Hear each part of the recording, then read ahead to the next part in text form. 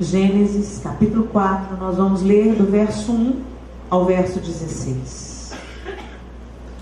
E conheceu Adão a Eva, sua mulher, e ela concebeu e teve a Caim, e disse: alcancei do Senhor um varão. E teve mais a seu irmão Abel, e Abel foi pastor de ovelhas, e Caim foi lavrador da terra. E aconteceu ao cabo de dias que Caim trouxe do fruto da terra uma oferta ao Senhor. E Abel também trouxe dos primogênitos das suas ovelhas e da sua gordura, e atentou o Senhor para Abel e para a sua oferta. Mas para Caim e para a sua oferta não atentou. E irou-se Caim fortemente, e descaiu-lhe o semblante. E o Senhor disse a Caim: por que tiraste? E por que descaiu o teu semblante? Se bem fizeres, não haverá aceitação para ti. E se não fizeres bem, o pecado jaz à porta, e para ti será o seu desejo, e sobre ele dominarás. E falou Caim com seu irmão Abel, e sucedeu que, estando eles no campo, se levantou Caim contra o seu irmão Abel, e o matou. E disse o Senhor a Caim: onde está Abel, teu irmão? E ele disse: não sei, sou eu o guardador do meu irmão? E disse Deus: que fizeste? A voz do sangue do teu irmão clama a mim desde a terra. E agora maldito és tu desde a terra, que abriu a sua boca para receber da tua mão o sangue do teu irmão. Quando lavrares a terra, não te dará mais a sua força. Fugitivo e errante serás na terra.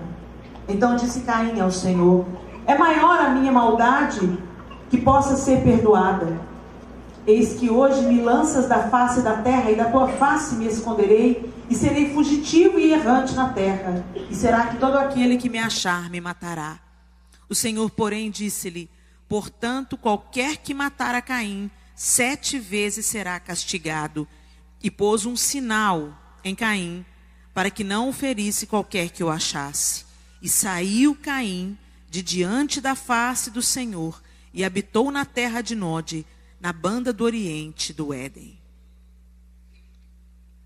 2 filhos diferentes, Caim e Abel. Filhos do mesmo pai, da mesma mãe. Criados nos mesmos campos.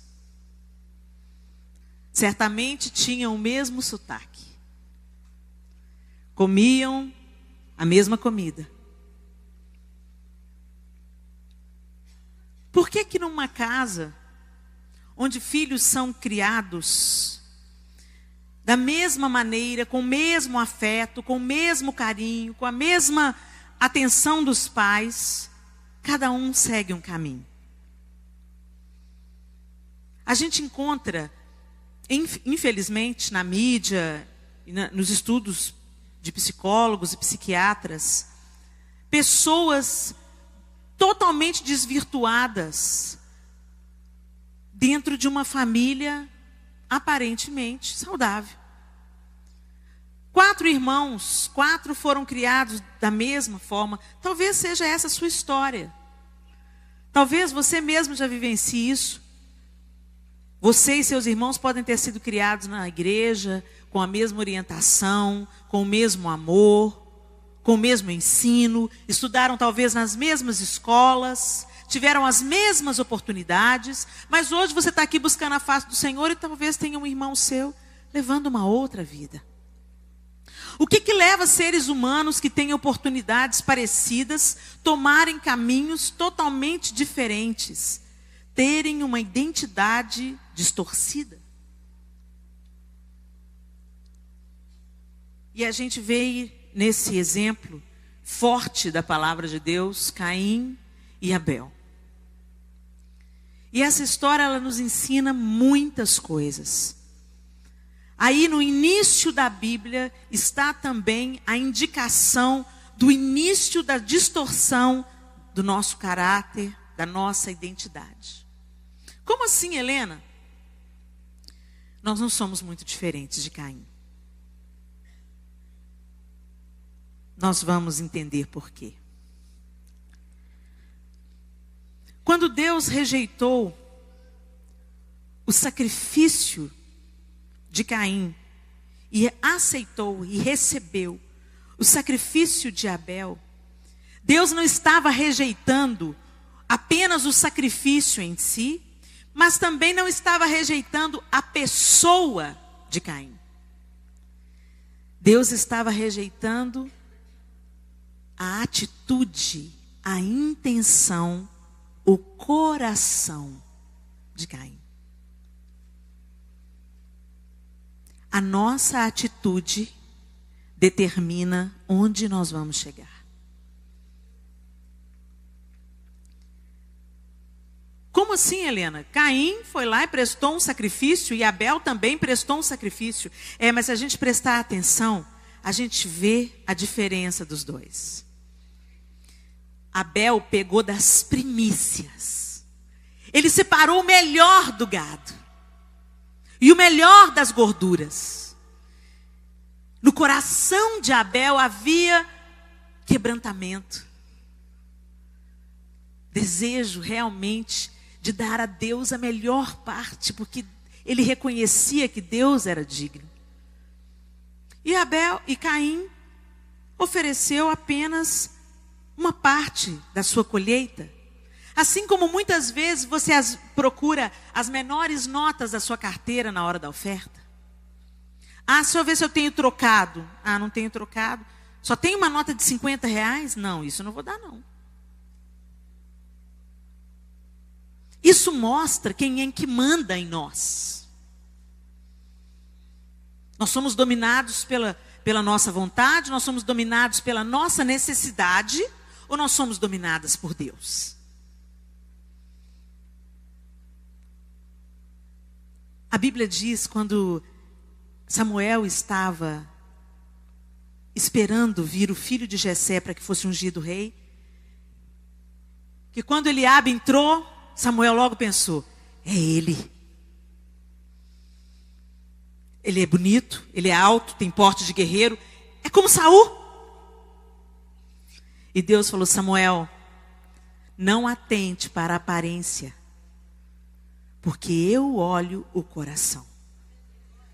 E era assim desde o princípio. Deus não rejeitou a pessoa de Caim. Deus rejeitou a atitude do coração de Caim. E aí, a gente vê uma coisa muito séria aqui. A atitude é a chave que determina o nosso sucesso ou o nosso fracasso. A atitude é a parte visível da nossa doutrina. Ou seja, dos nossos princípios. A atitude leva a superar a nós mesmos ou determina uma escravidão e destruição. Como você reage é que determina qual é a jornada que você vai ter. É tão interessante isso. Porque nós somos tendenciosos a nos fazermos de vítima. Nós somos tendenciosos a nos colocarmos no lugar de coitadinhos. Nós somos tendenciosos a sermos vingativos. E às vezes a gente pensa que está resolvendo o problema, mas aí a gente está causando o problema. Note comigo o versículo 5 do capítulo 4.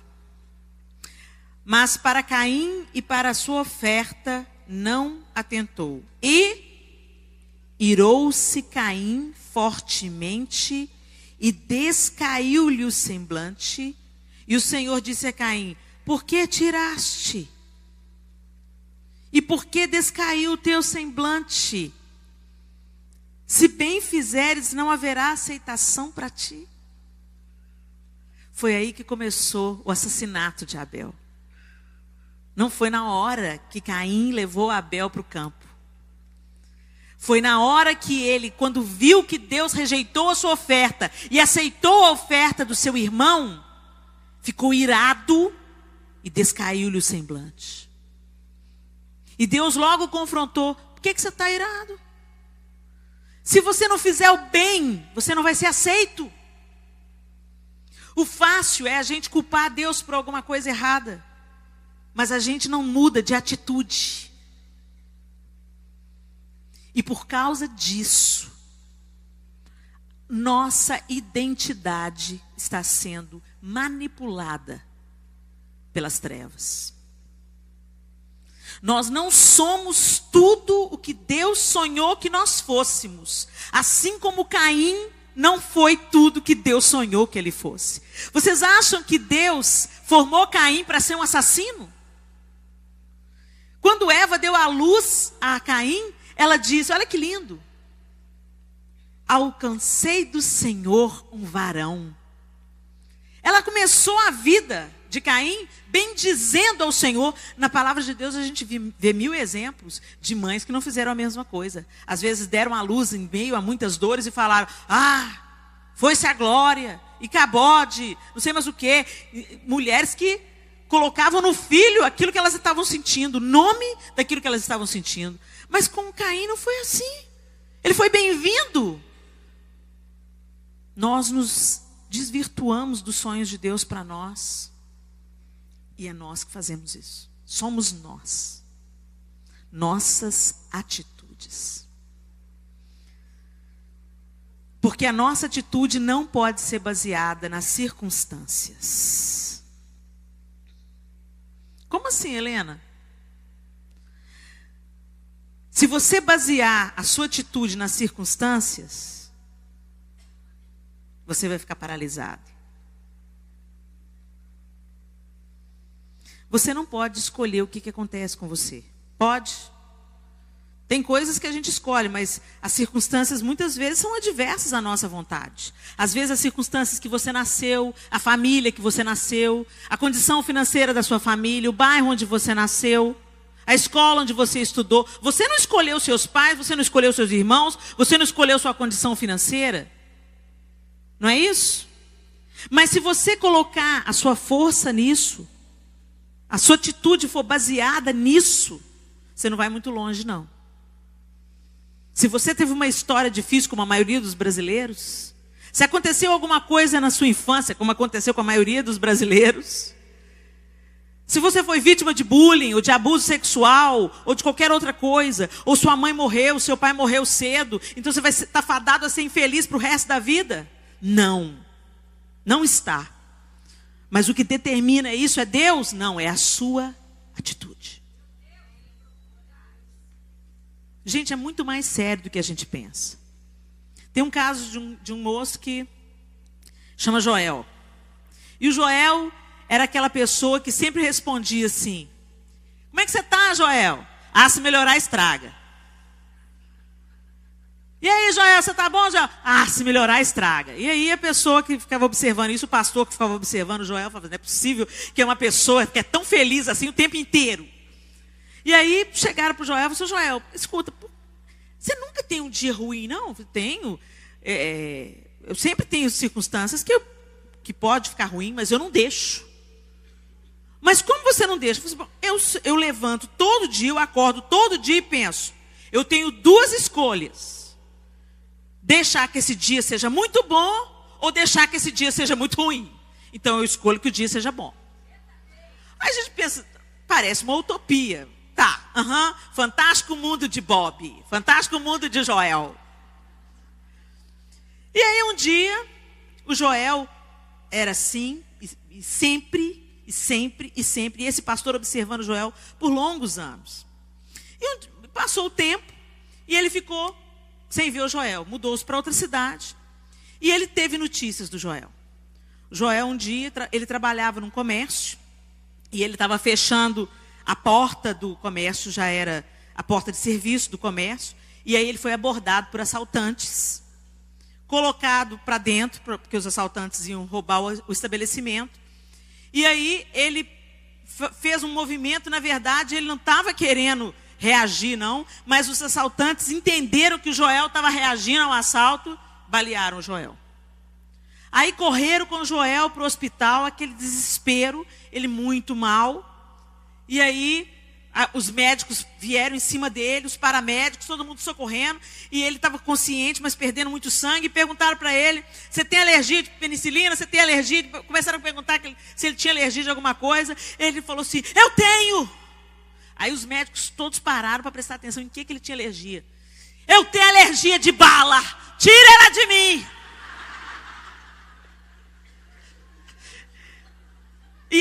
E o Joel relatou que quando ele entrou, ele estava tão mal, que a equipe médica olhou para ele e pensou assim, isso aí já era.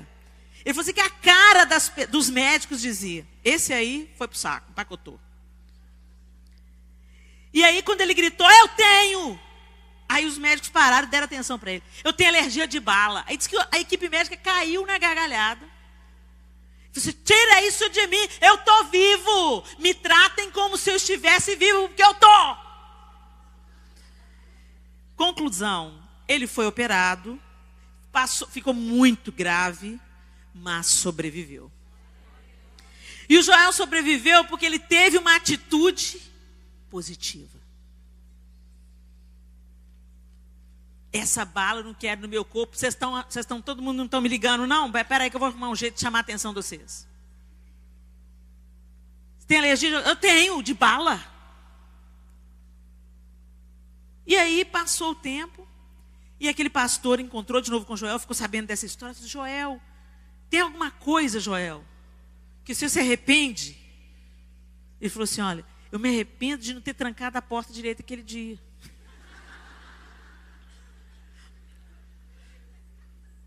Então a gente vê que realmente as circunstâncias não podem ditar o nosso destino. Se a gente deixar as circunstâncias alterarem a nossa atitude ou provocarem em nós uma atitude negativa, nós vamos ficar a vida inteira andando no deserto em círculos.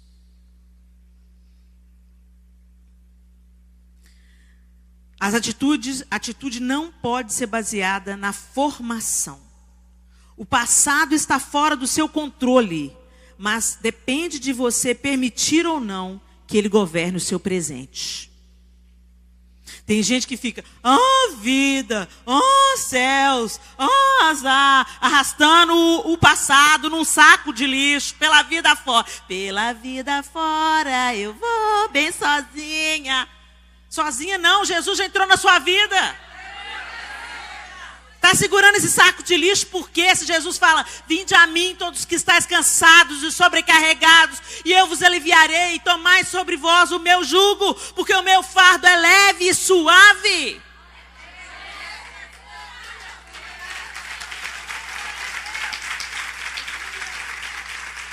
Mas a gente carrega voluntário. Ai, Helena, mas você não sabe o que me fizeram. Não, o que te fizeram eu não sei, mas eu sei o que você está fazendo com isso. Está se fazendo de vítima.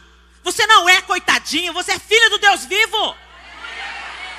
Se organiza, mulher, como diz Edna Moda. Para quem tem filho e assiste desenho, sabe o que eu estou falando. Se organiza, mulher. Você é filha do Deus vivo. O que aconteceu no seu passado, o que o diabo fez no seu passado, eu não sei, não quero saber, tenho raiva de quem sabe. Eu sei que Deus tem um futuro brilhante para você. Tem sonhos para você viver.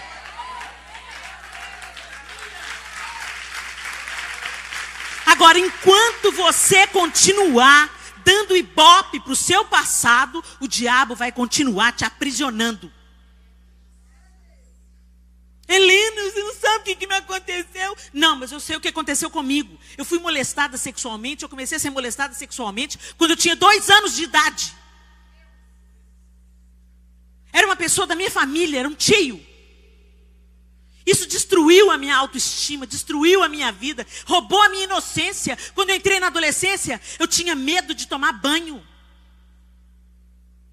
Eu tinha medo de ir no médico, porque eu não sabia até onde tinha ido os abusos do meu tio. O dia que o médico falou que o meu ímã estava intacto, parecia que ele tirou o planeta das minhas costas. Eu achava que não era digna de me casar. O dia que eu resolvi contar para o meu avô e para minha avó que meu tio me molestava, eles não acreditavam em mim. Aquilo doeu mais do que tudo na vida, porque eu já me sentia suja, eu já me sentia culpada, e meu avô e minha avó não acreditaram em mim e ainda me acusaram de estar fazendo alguma coisa grave contra o meu tio. Isso devastou a minha vida. Mas aí Jesus entrou na minha vida. E eu escondia, varria para debaixo do tapete, porque a nossa atitude errada é essa. A gente pensa que fingir que não existe, que a gente está curado. Não. Confessai os vossos pecados para serdes curados. Eu não aguentava falar do assunto. Eu me converti num acampamento de carnaval. Quando eu voltei do acampamento, eu procurei minha mãe. Eu tinha 14 anos de idade na época e contei a ela. Graças a Deus ela acreditou em mim, me abraçou, me consolou, orou por mim. E eu pensei, está tudo certo. Não estava. Quando eu me casei, eu vi que meu namoro com o João estava ficando sério. Aí cheguei para o João e contei para ele o que aconteceu. Ele me abraçou, ele falou, nós vamos vencer isso juntos. E nós nos casamos. Mas eu não conseguia me dar para o meu marido. Eu não conseguia me entregar para ele. Ele teve uma paciência de Deus, foi instrumento de cura na minha vida. Mas levou um tempo para o Senhor, para eu me abrir, para o Senhor mexer naquela ferida. E eu falar, Senhor, eu preciso que o Senhor cure. Eu pensei que estava curado, mas eu só varri para debaixo do tapete. A gente não cura nada varrendo para debaixo do tapete, fingindo que não existe. E eu procurei ajuda, e eu dobrei os meus joelhos, eu fui para dentro do meu quarto, eu pus a minha boca no pó, e falei, eu sei que tem cura para mim, e eu quero a minha cura inteira, completa, Deus. Toma os meus sacos de lixo emocionais, que eu tenho carregado. Jesus pagou um preço para eu ser livre, eu quero ser livre por inteiro. E eu comecei a cavar, até encontrar a minha cura.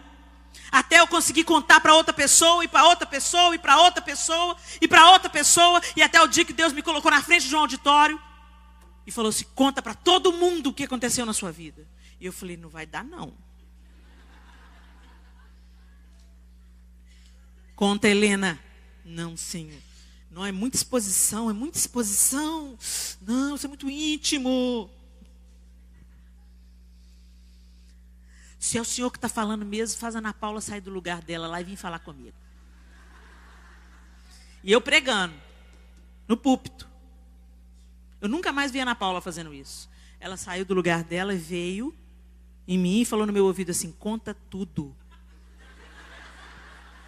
Eu falei, depois dessa, se eu não obedecer, só se eu for doida. E aí eu contei. Quando eu contei, parecia que foi uma cura. E aí eu percebi que eu não estava sozinha. Que outras mulheres e tantas, e cada dia mais, vêm me falar, Helena, sua história é a minha história.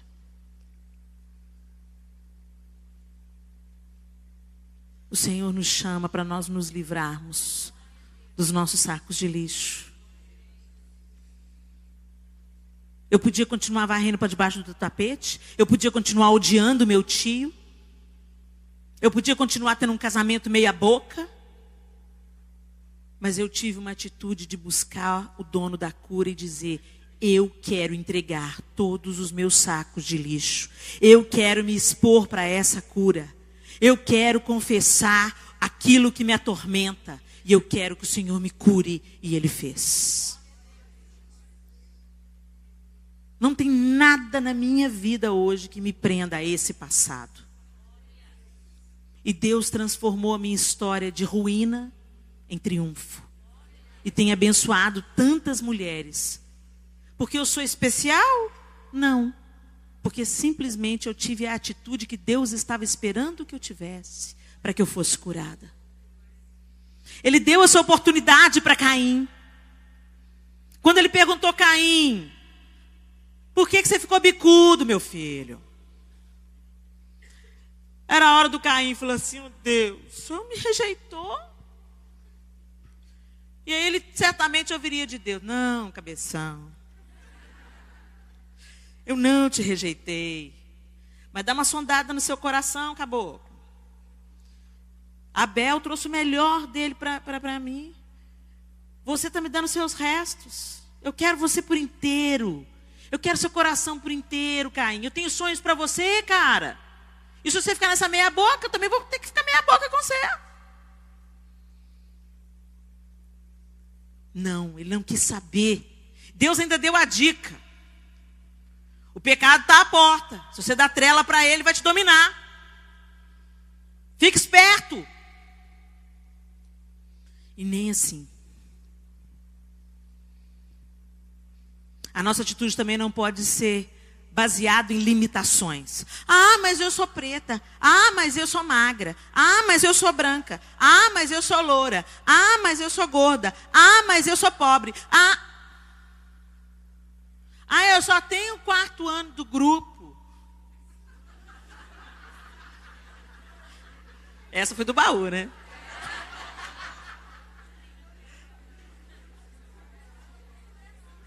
Ah, mas eu moro lá naquele bairro. Ah, mas todos nós temos limitações. Todos. Todos, porque Deus é bom. Não dá asa à cobra. Todos nós temos limitações. Você olha para o apóstolo Yara, que mulher bonita. Segura a inveja aí. A inveja é um sintoma de um caráter, de uma identidade deformada. É um fruto. A identidade deformada é a raiz. E o fruto é inveja. Não adianta podar a árvore, tem que cuidar da raiz. Por isso que nós estamos tendo essa conversa sobre Caim hoje, ok? Aí você olha para a apóstola Yara, ela é uma mulher bonita. Ela me passa uma impressão. Eu não posso dizer que eu conheço a Yara. Eu já tive, graças a Deus, alguns encontros com ela maravilhosos. E tenho boas impressões dela. Mas aí, observando a Yara, eu penso, ela é uma mulher que busca Deus. Ela é uma mulher que tem um temor muito grande de Deus. Ela é uma mulher bonita. Ela cuida bem das suas filhas. Ela cuida bem do seu esposo. Ela zela pela sua família. E ela tem procurado servir ao Senhor com excelência. Mas se eu conviver com a Yara, se eu chamar o apóstolo Paulo aqui, ele vai falar: eu conheço o calcanhar de Aquiles dela. Você tem um calcanhar de Aquiles? Tem, Yara? Graças a Deus. Senão será um ET. Senão a gente ia ver alguma coisa errada. Todos nós temos uma área de vulnerabilidade. Todos nós temos um limite. Nas coisas grandes e nas coisas pequenas. Nem todas nós cantamos, nem todas nós pregamos. Nem todas nós bordamos e pintamos. Nem todas nós somos habilidosas na cozinha.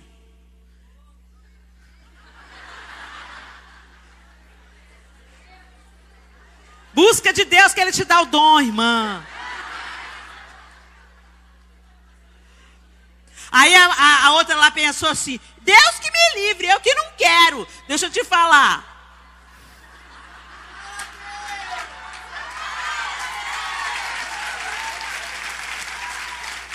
Deus te chamou para ser ajudadora idônea. O que adianta a gente servir ao mundo inteiro se a gente não servir a nossa própria família? Você não tem que ser uma amante da cozinha, não. Nem uma mestre cuca. Mas você pode fazer tarefas que o mundo não valoriza, com o amor que Deus deseja que você faça. O que o mundo não valoriza, Deus ainda valoriza. O que não é importante para o mundo, é importante para a família. A gente tem que começar a pensar na nossa doutrina. Nós vamos chegar lá. E a nossa atitude não pode ser baseada em outras pessoas. Limitação todo mundo tem. Cada um sabe onde aperta o sapato.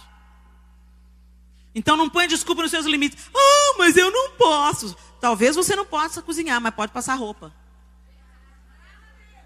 Talvez você não possa recepcionar, mas talvez você tenha o dom de organizar. Ou seja, Deus colocou a gente num corpo. Uns são dedo, outros são mão, outros são cabelo, outros são orelha. Cada um tem a sua utilidade. Porque se faltar alguma parte no corpo, o corpo não está completo, é mutilado, é aleijado. E você tem que descobrir para que você serve e funcionar naquilo que Deus te designou para ser, para o corpo funcionar na sua totalidade. Nossa atitude não pode ser baseada em outras pessoas. Diga para uma pessoa que está do seu lado, apenas você é responsável pelas escolhas de hoje. Apenas você é responsável por suas escolhas hoje. Presta atenção nisso. A gente sempre culpa alguém. A gente sempre culpa alguém. Isso é um sintoma da síndrome de Caim na nossa vida. Ah, mas foi... Já começou lá em Adão, né? Foi a mulher que só me deu. Responsabilidade... Não, eu não. Imagina se Caim tivesse falado, quando Deus falou, Caim, eu rejeito a sua oferta. Ele ia observar qual foi a diferença da oferta dele para a oferta de Abel. E ele ia descobrir. Não seria mais fácil ele falasse assim, oh Deus, me perdoa. Eu realmente não separei a melhor parte para o Senhor. Do Senhor eu não posso ocultar coisa alguma. O Senhor conhece meu coração. Eu fui lá e peguei de umas frutas lá minha mesmo e pisei na bola, hein, Deus? Eu andei errado, eu pisei na bola.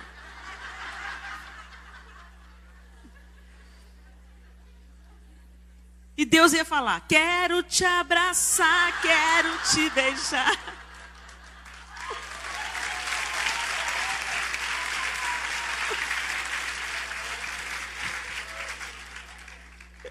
Eu ouvi falar de um cara que fez um evangelismo no metrô com essa música. O cara é fera, né? Ele foi falar a língua que o povo entendia. Entrou e falou, contou a história do filho pródigo com essa música. E adaptou as partes que ele queria. E aí saiu do metrô falando assim, ó, volta para o seu pai, volta para casa. Arrasou. Depois disso, essa música não sai mais da minha cabeça. Para de culpar os outros. O problema é você. É nós mesmos. O problema sou eu.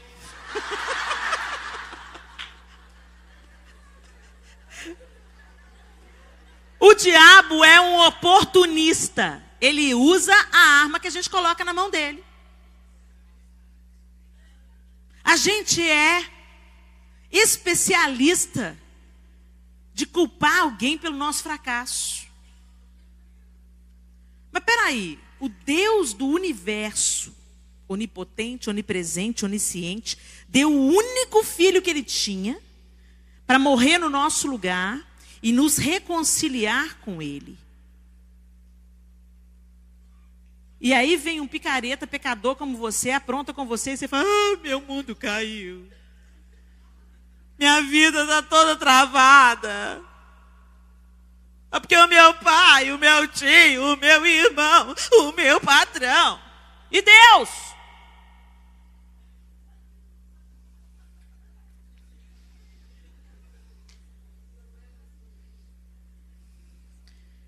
O coração de Caim ficou envenenado.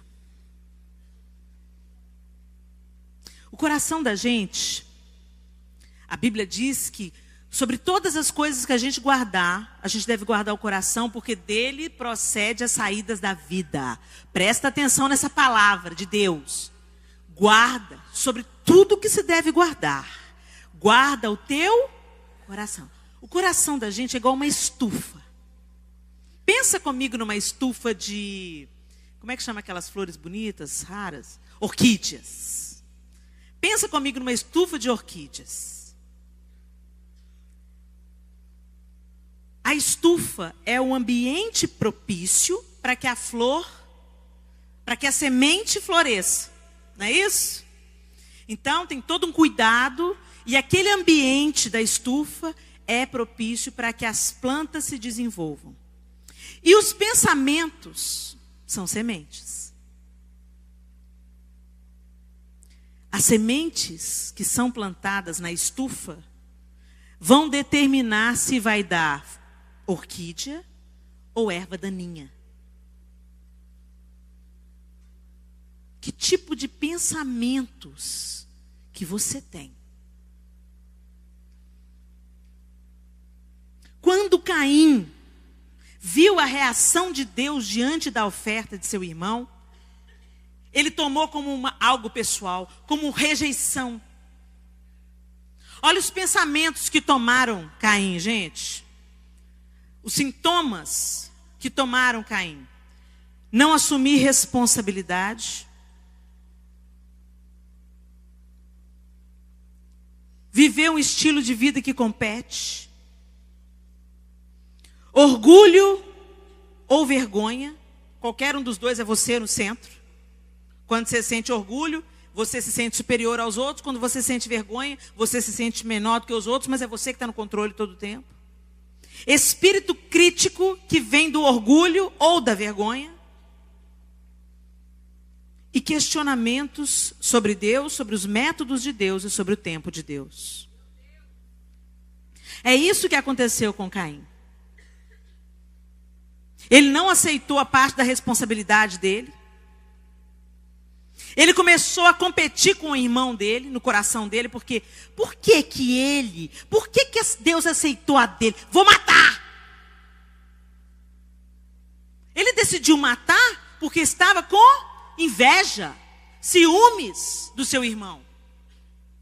E aí ele levou esse ódio às últimas consequências. A gente não leva às últimas consequências de matar com uma foice, mas a gente mata com a língua. A gente mata isolando a pessoa numa geladeira. A gente mata fingindo que não viu. Cruza com a pessoa no shopping. Ai, fulano, vamos ver essa vitrine. Olha Caim aí. Começa a competir. Mas o sapato dela é mais bonito que o meu. Ela emagreceu. Que luta, hein?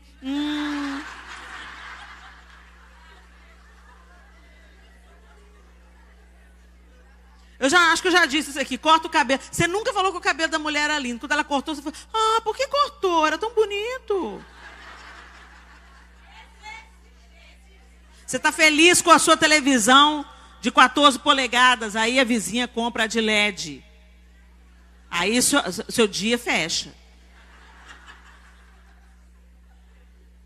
Aí você vai lá para as suas orações. Seu devocional. Oh, Deus! Dia de angústia, de perseguição, dia de vergonha. Oh Deus, é propício a mim. Por que o vagabundo do meu vizinho prospera, Senhor? Espírita safado, sem vergonha. E eu que te sirvo aqui, Senhor, tô com um Fusca velho até hoje. A gente sente pena da gente, a gente acha que o outro não merece ter sucesso. A gente vê o tanto de Caim que tem dentro da gente quando a gente vê alguém prosperar. Como Caim viu Abel e Azeda. Só que aí a gente mantém a fachada e fala assim: ai, que bênção, irmã, glória a Deus. Falsa. Atitude aí, dando legalidade pro diabo agir na sua vida, mulher. Tá com inveja, vai pro joelho. Deus, eu não aceito isso. Eu quero orar pela fulana, quero abençoar, Senhor. Prospera a vida dela mais ainda, Senhor. Porque ela é tua filha e minha irmã. E quando a alegria dela é a minha alegria, capeta, você fica debaixo do meu pé.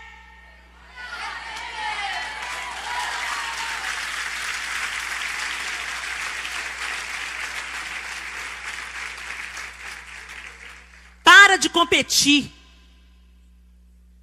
Aprenda a se alegrar. A sua atitude diante do sucesso do outro vai determinar o seu sucesso. Orgulho ou vergonha? Você é linda demais, perfeita aos olhos do Pai. Tão nocivo quanto sentir inveja é provocar inveja. Fica ostentando, contando vantagem, fazendo sua irmã pecar. Isso é orgulho. Vira para solteiro e fala assim: ai, mas a noite foi tão boa com meu maridinho. Cala a boca!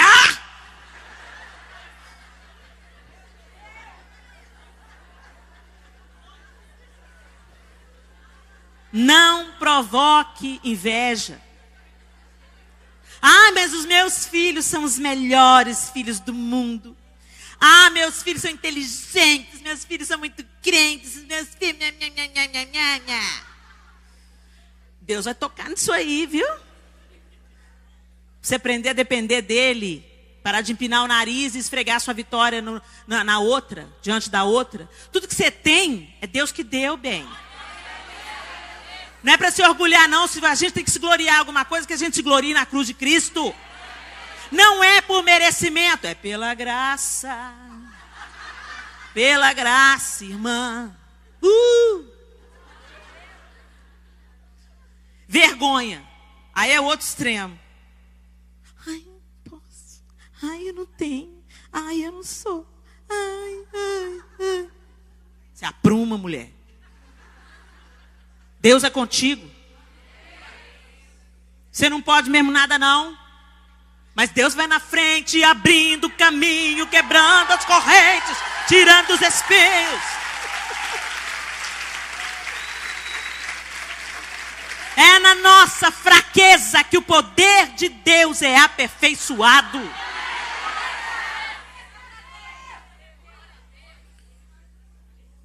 Espírito crítico que vem do orgulho e da vergonha. Se você tem orgulho, se você se acha melhor do que os outros. Aí você acha que você pode julgar tudo. Se fosse eu colocava ali um pano vermelho ao invés de dourado. Ah, se fosse eu, aquela moça que entrou dançando ia estar vestida de amarelo. Se fosse eu...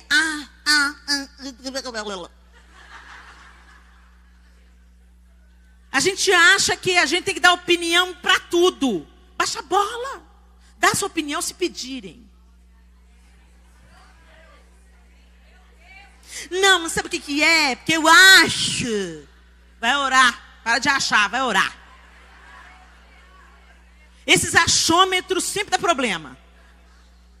Alguém está lá na luz, na vida. Ah, que delícia a igreja de Gileade. Ah, é uma bênção mesmo. Mas eu acho que a apóstola podia.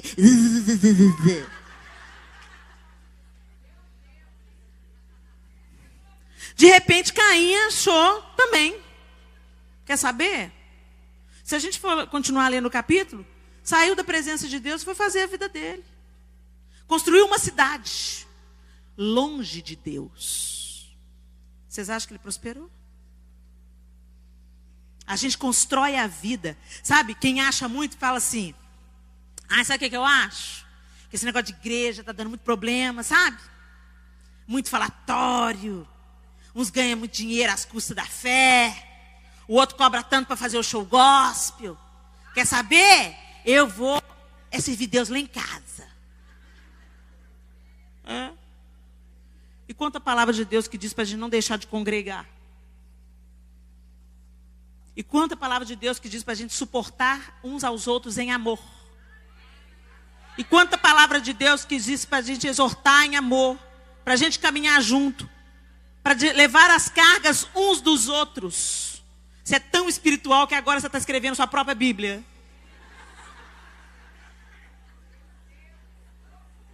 Caim achou que era o seguinte, tá vendo? Chutar o balde, vou lá fazer minhas coisas e tchau para você, Deus.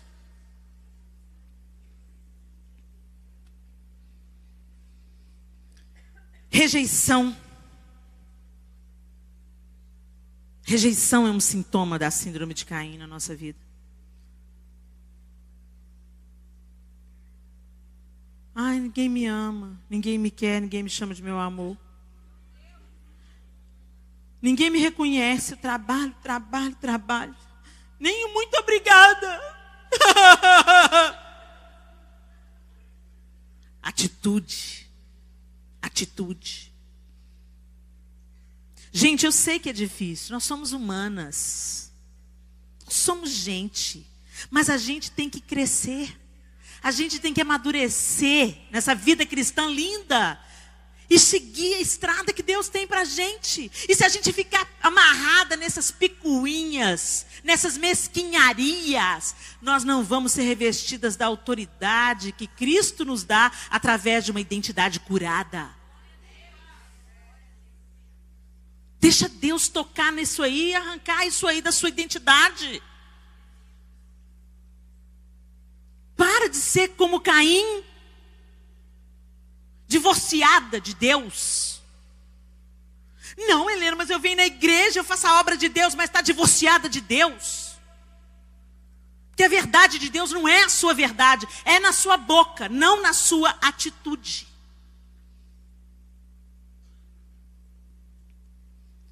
Rejeição.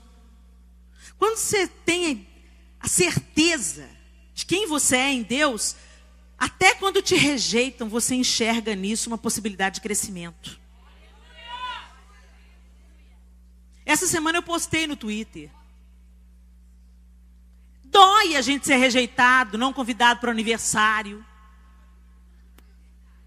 Bobagem, mas dói, não dói? Alguém que fala, ô amigo, ô amiga. Esse negócio de amiga tá por fora. Quem é amigo é mesmo, não fica falando, ô amiga. Aí a pessoa fala amiga pra lá, amiga pra cá. Minha filha viveu recentemente uma coisa assim. Tem uma menina que, amiga, querida, te amo, te adoro e tal. Fez aniversário, uma big festa, chamou a turma toda e deixou só a minha filha de fora. Isso não é amiga não, gente. Aí eu virei pra minha filha e falei assim, e aí, o que você vai escolher? Ficar dando uma de coitadinha ou aprender uma coisa boa disso aí? Você que escolhe. Você determina se essa menina vai azedar o seu dia ou você vai chegar a uma conclusão. Tá aí. Ela provou com essa atitude que não é minha amiga. Eu vou perdoar, prosseguir e ficar de olho aberto com ela.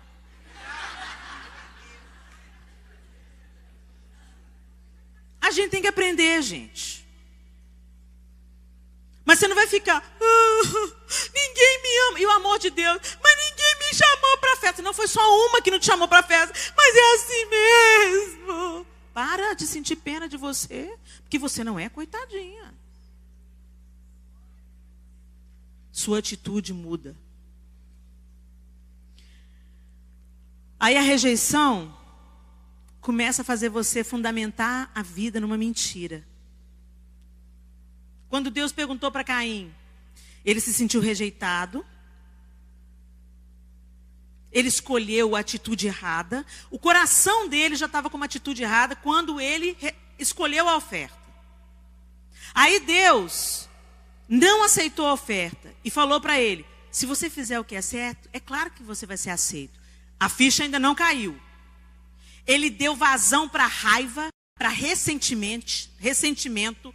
O semblante dele caiu. Aí Deus falou com ele, por que você está com o semblante caído? Se você fizer o que é certo, você vai ser aceito. Mas presta atenção, se você fizer errado, o pecado está batendo na porta. Fique esperto. Mesmo assim, ele pegou seu irmão. A estufa do coração de Caim fez nascer uma grande erva daninha. E ele levou o irmão dele para o campo e o matou. Aí Deus falou assim, Caim, cadê seu irmão? Era a hora dele abrir a boca. Oh, Deus, pisei na bola, matei meu irmão. Fiquei cheio de inveja, de ciúme. Não, você pensa? Não. Continuou com a atitude errada. Uma atitude errada gera outra atitude errada. E Caim começou a fundamentar ali a sua vida na mentira. Ele sabia que ele tinha matado o irmão dele. Deus também sabia. Deus não saberia. Deus já logo depois falou, o sangue do seu irmão está clamando da terra. Mas Deus estava dando uma oportunidade para Caim. Caim, faz o que é certo. Caim, se arrependa. Caim, me diga. Assuma. Peça perdão. Não. Falou que não sabia e ainda foi mal criado com Deus. Acaso sou eu guardador do meu irmão? E a gente faz a mesma coisa com Deus, gente. A gente faz bico para Deus. A gente pensa que se a gente estivesse no lugar de Deus, a gente faria melhor. Oh Deus, por que o Senhor me deu esse pai? Oh Deus, por que o Senhor me deu essa mãe? Oh Deus, por que o Senhor me deu esse marido? Oh Deus, por que o Senhor me deu esse filho assim? Oh Deus, por que o Senhor me deu esse cabelo?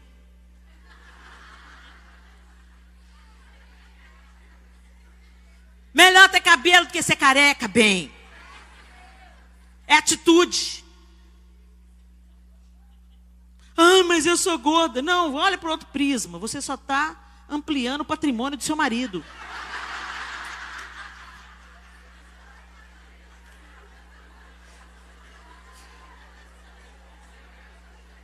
Aí alguém fala assim, fulano é igual Poliana, vê tudo colorido, tudo cor-de-rosa. Gente, mas o crente essencialmente é Poliana. Porque ele começa a ver as coisas do prisma do céu, da perspectiva de Deus. Enquanto a gente ficar vendo as coisas da perspectiva humana, com uma raça humana degradada, declinando por causa do pecado, nós vamos continuar com uma identidade torta. Uma vida sem paz. Hoje tudo quanto é síndrome está entrando na vida dos crentes. Transtorno obsessivo compulsivo, bipolaridade, depressão. Infelizmente fazem parte da nossa realidade da igreja. Tem alguma coisa errada.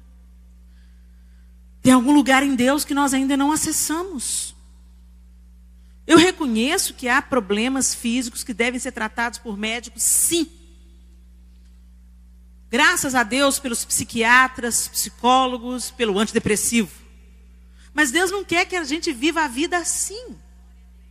Ele é o Deus de toda cura. E a palavra de Deus diz que Jesus levou na cruz todas as nossas enfermidades. Essa é a geração mais doente emocionalmente que se tem notícia. Porque nos conformamos ao século, porque entramos no estilo de vida que compete. Hoje as pessoas trabalham, não é para ter o básico, não, para se sustentar, não. É para competir. É para o filho ter um tênis de marca. É para estudar na escola tal. É para falar, eu faço curso de inglês, francês e alemão. Eu tenho carro de marca tal. Porque Deus me colocou por cabeça e não por cauda. Mas recentemente eu descobri que se um cachorro não tiver a cauda, ele não passa numa pinguela. Curioso, né? Um cachorro sem cauda não consegue se equilibrar para passar numa ponte estreitinha. Até a cauda tem o seu valor. Se não tivesse, Deus não tinha posto cauda nos bichos. Macaco, imagina um macaco sem cauda. Ia passar aperto o bicho, hein?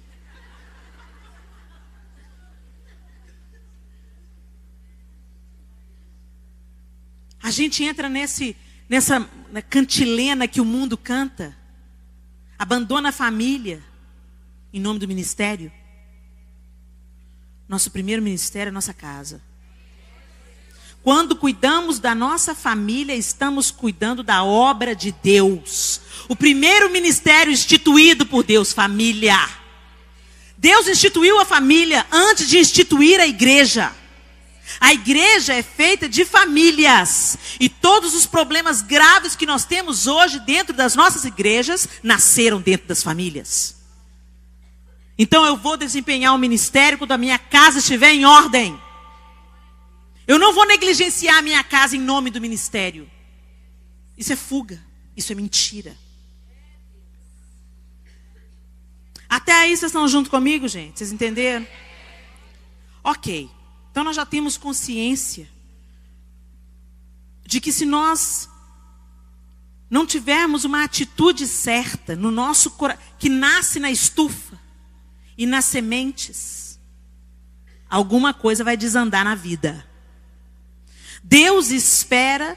Deus já fez tudo que ele tinha que fazer. Ele mandou o filho dele, ele pôs a mesa do banquete. Tem a música que fala, o melhor de Deus ainda está por vir. Não, o melhor de Deus está para voltar. Porque já veio, é Jesus Cristo. Na cruz, a obra foi consumada, completa. Cura, libertação, uma vida de sucesso. E sucesso não significa só glória, não, gente. Porque o apóstolo Paulo falou, eu aprendi a viver contente em toda e qualquer situação. Eu sei passar fome e eu sei ter abundância. Eu sei ser rejeitado e eu sei ser honrado. Eu posso tudo porque eu tenho Jesus. Ele entendeu a essência e assumiu a atitude certa. Se eu estou preso, beleza, vou preso.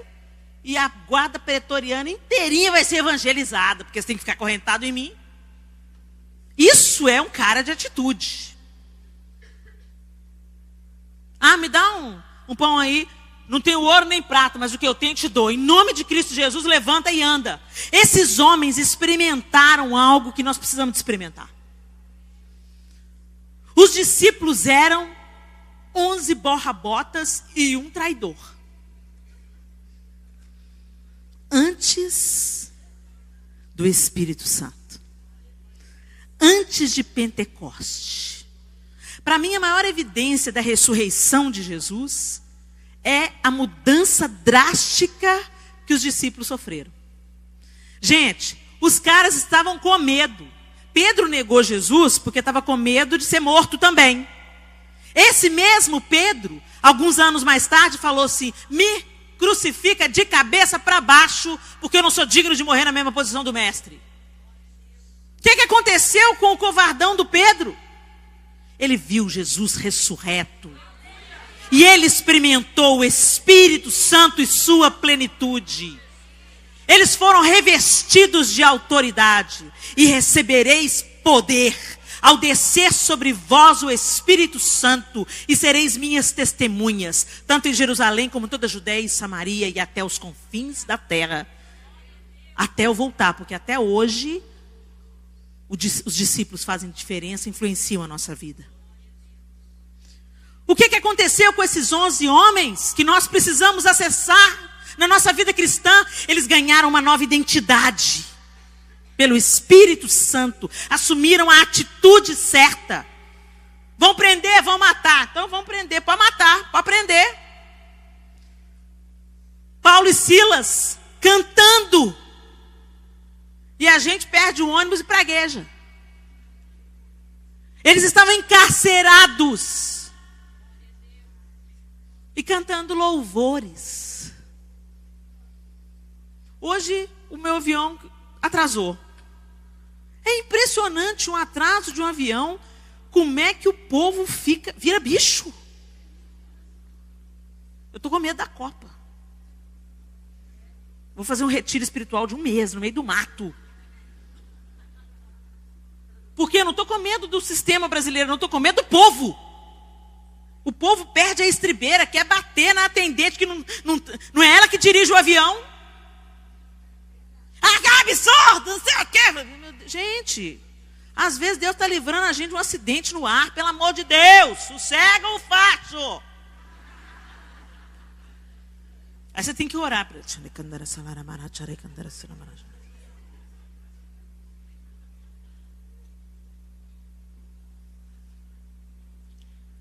É tempo de nós revermos as crenças do nosso coração. A nossa doutrina. Doutrina é o conjunto de princípios, um modo de pensar. A nossa doutrina, ela tem que se manifestar na nossa atitude. Esse é o segredo de uma nova identidade. Como assim, Helena? Jesus já deixou tudo. Ele deu para a gente doutrina sobre sustento, sobre felicidade, sobre relacionamentos com inimigos, sobre perdão, sobre como lidar com dinheiro. Doutrina sobre o porquê da sua presença nesse mundo. Jesus deu doutrina sobre o uso correto da língua. Nós temos na palavra de Deus um manual de instruções para a vida. Então por que a gente vive uma vida meia boca? Porque a gente fala, mas a palavra, a doutrina, ela está apenas na nossa palavra, não na nossa atitude. Presta atenção, gente. Se você crê na soberania de Deus, de fato, isso gera em você segurança. Se você crê na onipresença de Deus, que Deus está com você em todos os lugares, isso gera em você, isso tira de você o medo, o temor. Se você crê na onisciência de Deus, se você sabe que Deus sabe de tudo, vê tudo, tem consciência de tudo, você tem uma nova perspectiva de futuro, mesmo que o presente seu esteja conturbado. Se você tem a perspectiva da onipotência de Deus, você sabe que Ele tem e fará o melhor por você. Então por que a gente tem a atitude errada? Porque a nossa doutrina, ela está debaixo do nosso braço. E nas nossas reuniões de domingo, ela não está na nossa atitude. Essa é a diferença. E isso nos difere dos discípulos. Quando eles receberam o Espírito Santo, eles receberam a revelação, a ficha caiu. Tudo fez sentido. Os ensinos de Jesus fizeram sentido para a vida deles. É isso que deu autoridade para Pedro falar: em nome de Cristo Jesus, levanta e anda. A sombra de Pedro curava. Paulo foi açoitado, preso, mas isso não desanimou, não o abateu e não mudou o seu propósito. Todos eles foram mortos brutalmente. Nenhum deles negou a fé em Jesus Cristo até o fim. E nós, diante do passado, diante de uma rejeição, diante da palavra do outro, a gente fica paralisado. Eu te pergunto, mulher, o que está faltando na sua atitude? Qual é a sua atitude? Quando as coisas não dão certo, faça um autoexame aí agora. Quando as coisas não saem do jeito que você planejou, como você reage? Estressada? Grita com os filhos? Responde mal ao marido? Culpa alguém?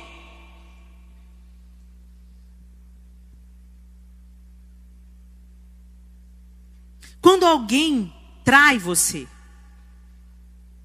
como é que você reage? Helena, mas eu não tenho sangue de barata não, mas você tem o caráter de Cristo. Quando Judas Iscariotes veio beijar Jesus, Jesus sabia que com aquele ato ele estava sendo entregue para ser morto. E ele olhou para Judas e disse: a que vens, amigo? Isso é atitude. Judas vinha com uma atitude maléfica, maligna, motivado por Satanás. Mas Jesus continuava sendo filho de Deus, motivado pelo céu. Ah, Helena, mas ele era Jesus, né? Mas ele era 100% homem. Ele se fez homem. Por isso que ele disse: no mundo tereis aflições, mas tende bom ânimo, eu venci o mundo. Significa que você é capacitado a vencer também. Porque nós somos feitos do mesmo material. É isso que Jesus quis dizer. Eu me tornei como você. Eu senti a sua dor, a sua emoção, frio, calor. E eu vou te dizer, se eu venci, você consegue também. É só ter a atitude certa. Feche os seus olhos. Ô Senhor.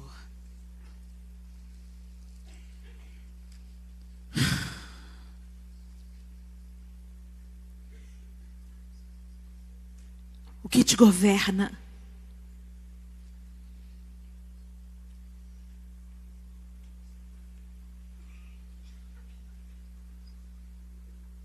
Um dia eu estava com minha filha pequenininha.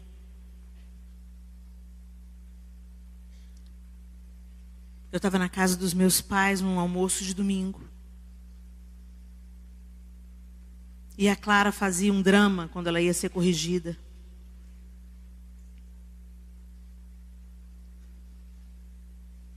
Eu já sabia do ritual. Quando a gente chamava a Clara para ser corrigida, a gente levava ela para um quarto.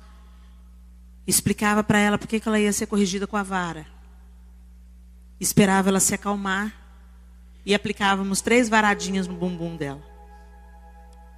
Ela também já conhecia esse ritual e ela tentava todo o tempo dissuadir a gente disso. E aí ela fazia um drama, gritava, chorava. E o João simplesmente se assentava e esperava, ou eu, e a gente esperava ela voltar ao normal para a gente corrigir. Eu já conhecia aquele ritual, João também, mas meu pai não. E quando a Clara começou a dar o showzinho particular dela, fazer birra, eu falei, não, para pai, para. Eu sabia que o João não estava nem pondo a mão nela. Porque ele estava olhando para ela, esperando ela se acalmar. Mas meu pai, que estava do lado de fora do quarto, não sabia. Meu pai ficou aflito com aquilo, pensando que o João estava judiando da Clara. E eu falei com ele, pai, fica calmo, está tudo bem. A Clara faz isso toda vez que ela vai ser corrigida. O João não está encostando nela. E o meu pai não me ouvia. Ele falava, abre, João, abre a porta. Não pode fazer isso com a menina, não. E quanto mais o meu pai interferia, a Clara ouvia lá de dentro e mais drama ela fazia. Ela era uma menina de 2 aninhos de idade. E aí naquele dia eu fiquei tão irada que eu virei para o meu pai e falei, pai, não se meta. Ela é minha filha. Não se meta na educação da minha filha. Meu pai regalou o olho, olhou para mim. Minha mãe virou para mim e disse, Leninha, você não nasceu de novo. E aquela palavra me perseguiu. Você não nasceu de novo. Você não nasceu de novo. Dizem que a verdade, você sabe que é verdade quando ela dói. E ela doeu em mim.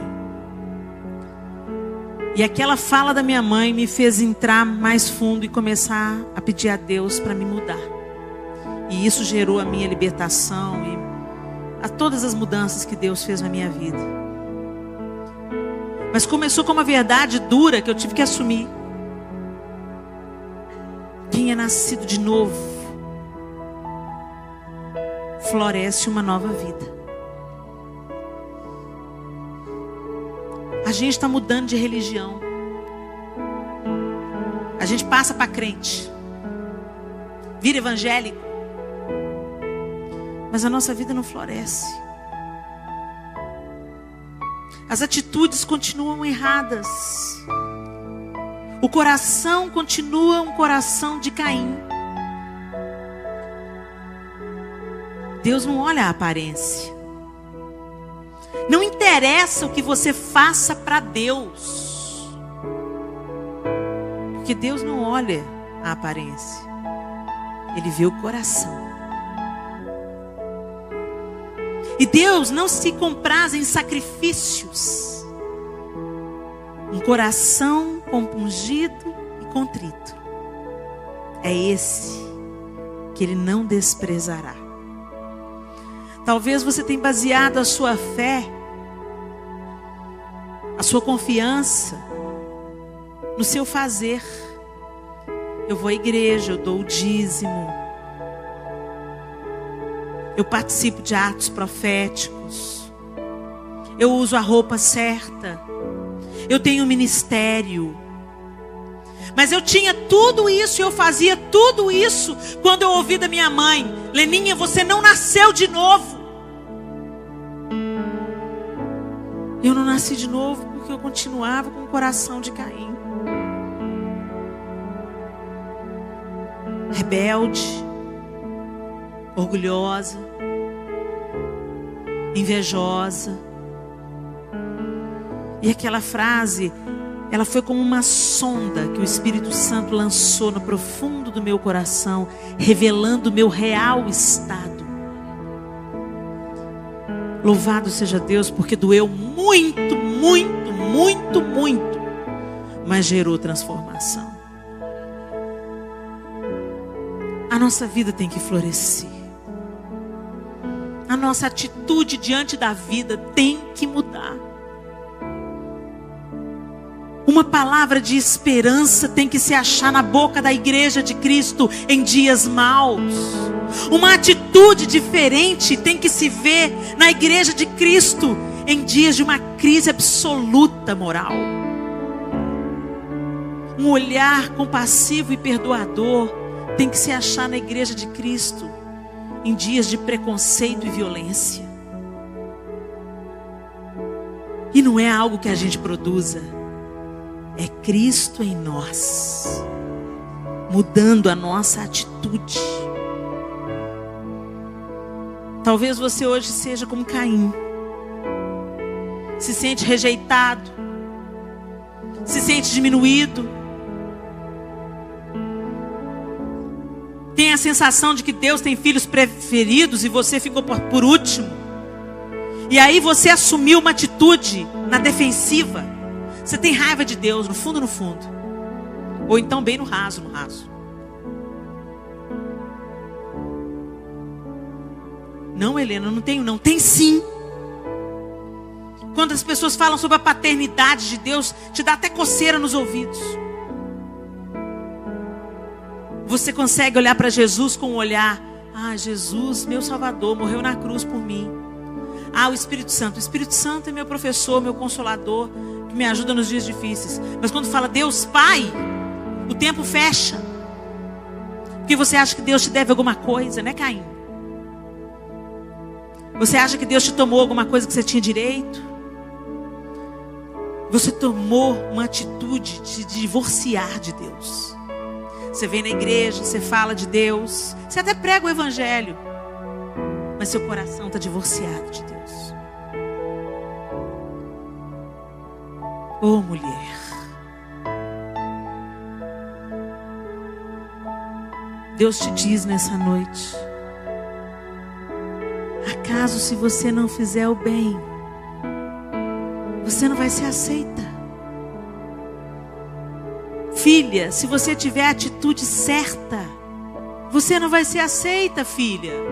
Mas olha, o pecado jaz na sua porta e cabe a você resisti-lo.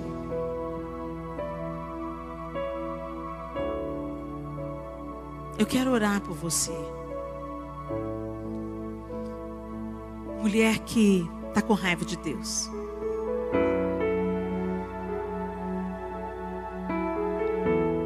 Mulher que está cheia de Caim. E também você, mulher que reconheceu as atitudes de Caim em você. Autossuficiência, independência, orgulho, crítica, mentira.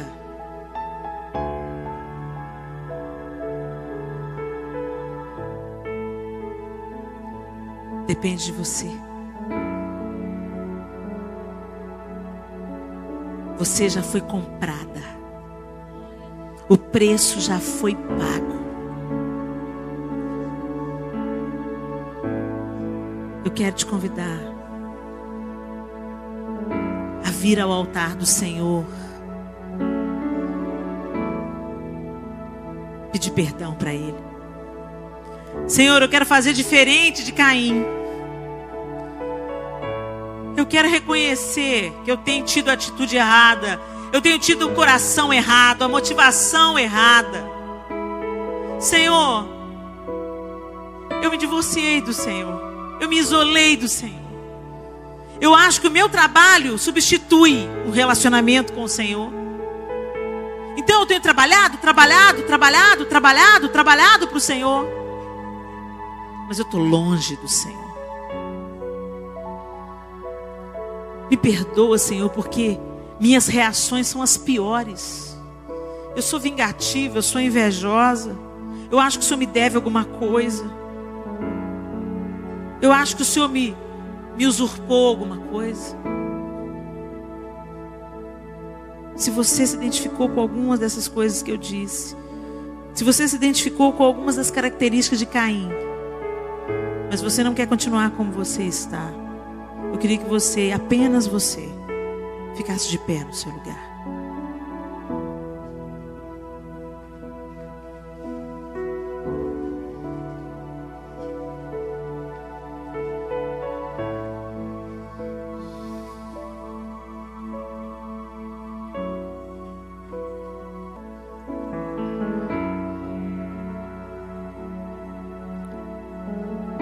Fale com o Senhor.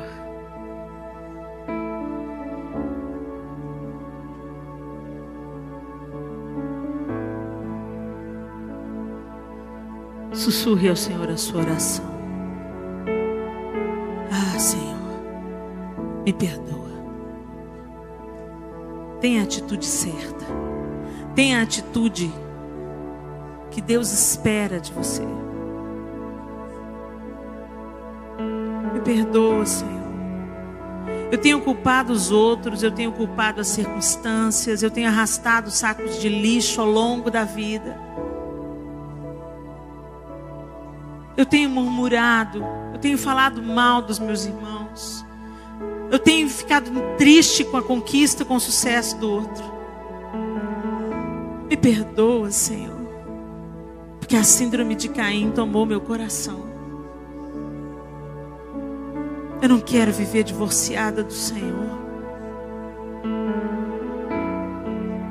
Eu quero ser encontrada como Abel,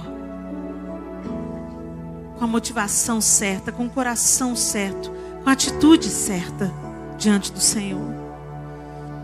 Deus, eu quero que a minha doutrina, que os ensinos, os preceitos sobre os quais eu baseio a minha fé, que eles não sejam apenas palavras, porque isso é religião. Mas eu quero que os princípios que Jesus me ensinou na palavra, que eles sejam vistos nas minhas atitudes. Que eu escolha perdoar, que eu escolha administrar o dinheiro sem servir ao dinheiro. Que eu escolha não sentir inveja. Que eu escolha me alegrar com o sucesso dos meus irmãos. Que eu escolha orar por aqueles que me perseguem. Que eu escolha ter na minha boca sempre uma palavra de bênção e não de maldição. Que eu escolha a gratidão ao invés da murmuração. Que eu escolha a aceitação ao invés da rejeição. O mundo inteiro pode me rejeitar, mas o Senhor me aceita. E isso é suficiente. Isso não pode ser suficiente só na minha palavra, tem que ser na minha mente, na minha atitude, na minha vida, nas minhas escolhas. Deus tem que ser rei nas minhas atitudes. Deus quer governar a nossa vida e não fazer parte do nosso vocabulário. Ou Ele reina, ou Ele não reina. E quando Ele não reina, nós padecemos. Os sonhos são atrasados. A autoridade não rompe.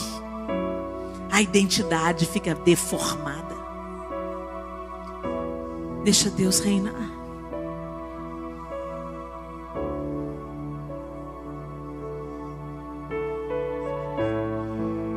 Deixa Deus reinar. Renova-nos, Senhor. Renova-nos, Senhor.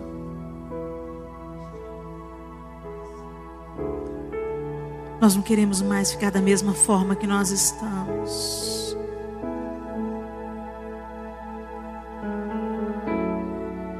Nós não queremos mais estar divorciados do Senhor.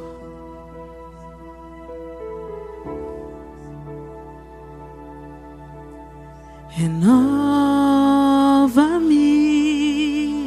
Senhor Jesus. Já não quero ser igual. Renova-me, Senhor Jesus. Põe em mim teu coração, porque tudo que há dentro de mim necessita ser mudado, Senhor, porque tudo que há dentro do meu coração necessita mais de ti. Senhor, eu oro por cada mulher que está de pé nesse lugar. Elas estão de pé, Deus, como uma confissão pública de que têm tido a atitude errada, de que precisam de Ti e da restauração do Senhor em várias áreas da vida. Algumas estão de joelhos, clamando a Sua transformação, a Sua intervenção.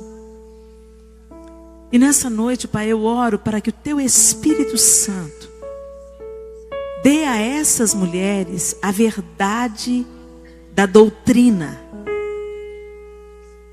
Senhor, que os ensinos de Jesus não sejam apenas coisas que a gente declara com a nossa boca, mas que eles sejam vistos nas nossas escolhas diárias, nas nossas atitudes, na atitude do coração.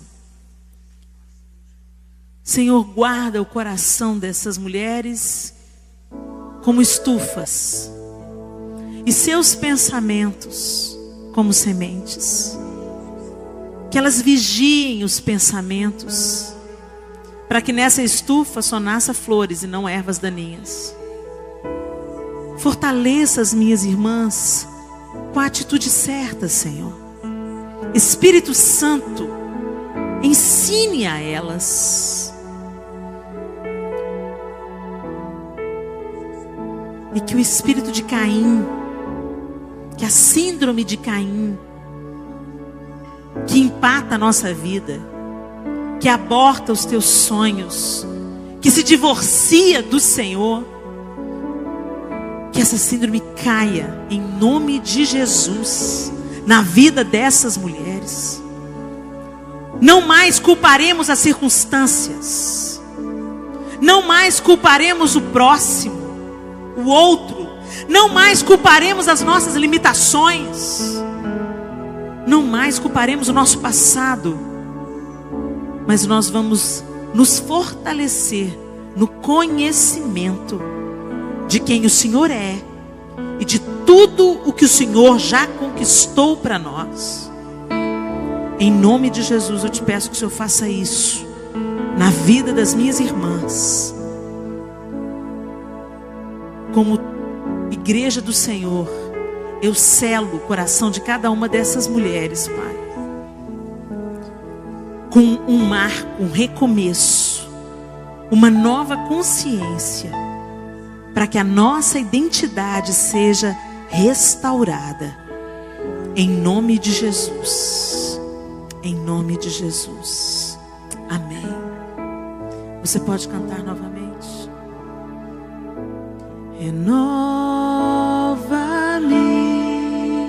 Senhor Jesus. Já não quero ser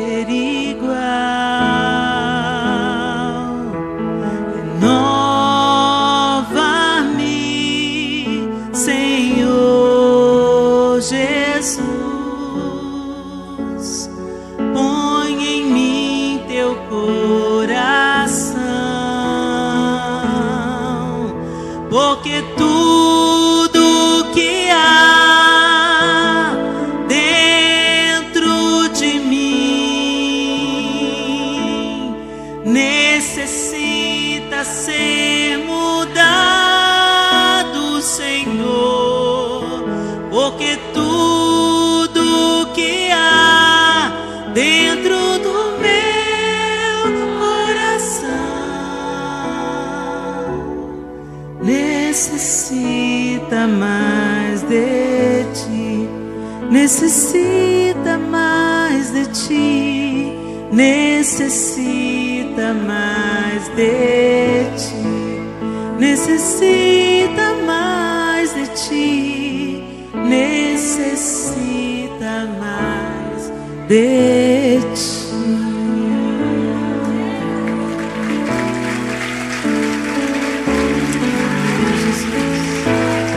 Faz o que só o Senhor pode fazer, Deus. Ajuda-nos, fortalece-nos. Em nome de Jesus. Aleluia. Dá um abraço nessa mulher que está aí do seu lado. Muda de atitude, mulher.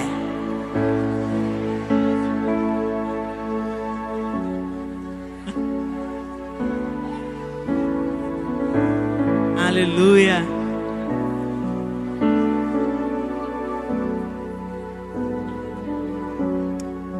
Agora pega essa mulher e fala: a sua atitude determina o seu futuro.